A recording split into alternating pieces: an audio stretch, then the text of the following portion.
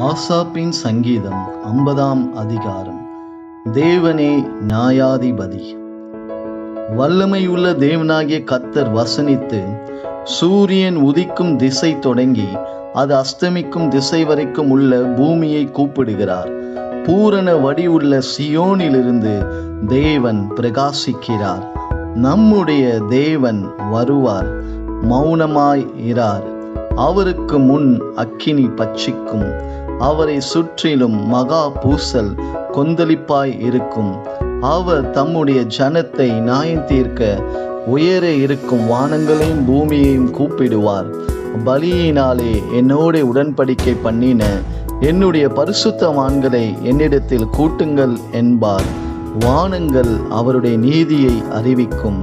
தேவனே நியாயாதிபதி. என் ஜனமே கேள், நான் பேசுவேன். இஸ்ரவேலே, உனக்கு விரோதமாய் சாட்சி சொல்லிடுவேன்.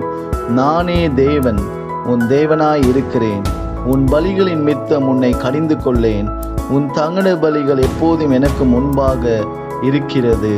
உன் வீட்டிலிருந்து காலையும் உன் தொழுவங்களில் இருந்து ஆட்டுக்கடாக்களையும் நான் வாங்கிக் கொள்வதில்லை. சகல காட்டு ஜீவன்களும் பர்வதங்களில் ஆயிரமாயிரமாய் திரிகிற மிருகங்களும் என்னுடையவைகள். மலைகளில் உள்ள பறவைகளை எல்லாம் அறிவேன். வெளியில் நடமாடுகிறவைகள் எல்லாம் என்னுடையவைகள். நான் பசியாய் இருந்தால் உனக்கு சொல்வேன். பூமியும் அதன் நிறைவும் என்னுடையவைகளே.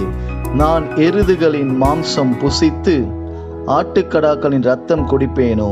நீ தேவனுக்கு ஸ்தோத்திர பலியிட்டு உன்னதமானவருக்கு உன் பொருத்தனைகளை செலுத்தி ஆபத்து காலத்தில் என்னை நோக்கி கூப்பிடு. நான் உன்னை விடுவிப்பேன்.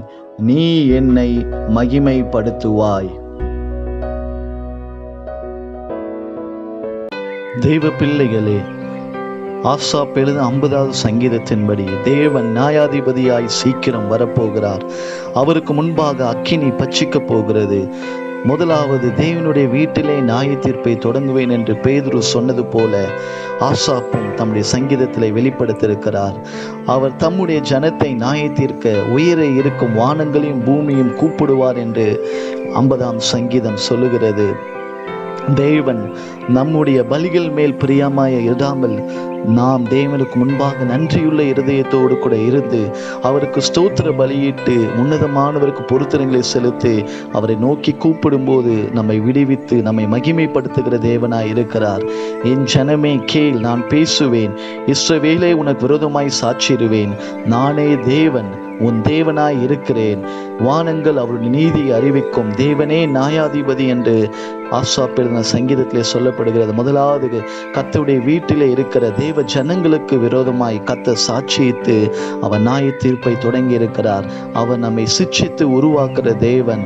இந்த நாட்களிலே நம்மை அர்ப்பணித்து நாம் அவருடைய பார்வையிலே நலமான காரியங்களை செய்வோமானால் கண்டிப்பாய் பூரண வடிவிலிருந்து பிரகாசிக்கிற சியோனில் இருக்கிற தேவன் நம்மேல் பிரகாசித்து நமக்கு நியாயமான காரியங்களை செய்வார்.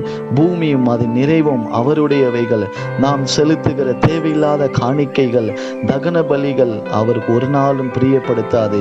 நான் எருதுகளின் மாம்சம் புசித்து ஆட்டுக்கடாக்களின் ரத்தம் குடிப்பேனோ என்று ஆண்டவர் கேட்கிறார். இந்த இரவு வேளையில நாம் கர்த்தரை நோக்கி பார்ப்போம்.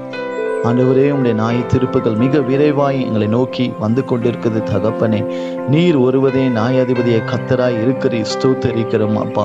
எங்களை நியாய தீர்க்க போகிறீர் ராஜா.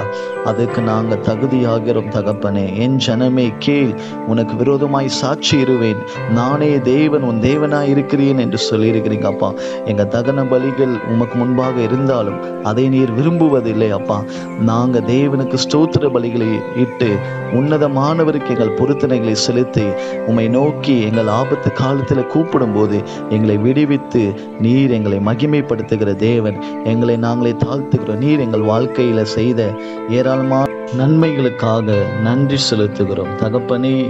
நீர் எங்கள் வாழ்க்கையில துணையாய் இருந்து நாங்கள் நடக்க வேண்டிய வழியை எங்களுக்கு காண்பித்து எங்களை நேர் வழியிலே நடத்தும்படியாய் நாங்கள் ஜெபிக்கிறோம். எப்படியாவது உங்களுடைய வருகையிலே நாங்கள் காணப்பட எங்களுக்கு உதவி செய்யுங்க. இயேசுவின் நாமத்தில் ஜெபிக்கிறேன் நல்ல பிதாவே, ஆமேன். கர்த்தர் உங்களை ஆசீர்வதிப்பாராக.